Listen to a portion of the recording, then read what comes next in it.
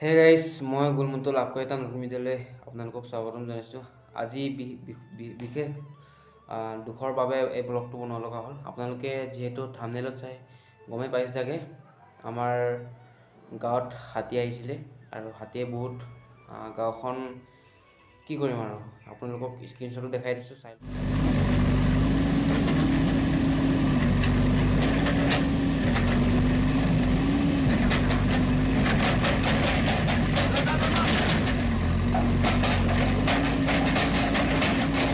তো গাইজ, এতিয়া আপোনালোকক স্ক্ৰীনশ্বটত দেখুওৱা ভিডিঅ'টো চালে সেই ভুলটো হাতীৰো নহয়। হাতীও গম নাপায় যে আমি সেইবিলাক কৰিম।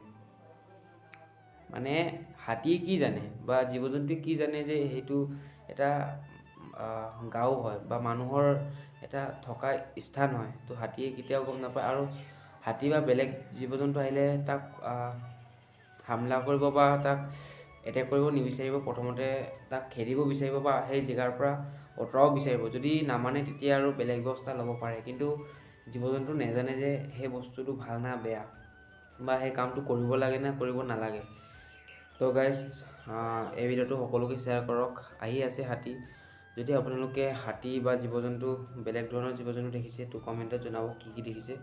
তো এই ভিডিঅ'টো বহুত শ্বেয়াৰ কৰক বেলেগক, কি হাতী আহি আছে। এতিয়া ধান কাটিবৰো ছিজন আহি আছে, যিহেতু হাতীৰ এতিয়া উৎপাত বহুত হ'ব। আৰু তো আপোনালোকে এই ভিডিঅ'টো বেছিকৈ শ্বেয়াৰ কৰি দিয়ক, সেইটোৱে আৰু ক'ম আৰু। তো ভিডিঅ'টো যদি ভাল লাগিলে তো লাইক কমেণ্ট ছাবস্ক্ৰাইব কৰি দিব। Bye bye.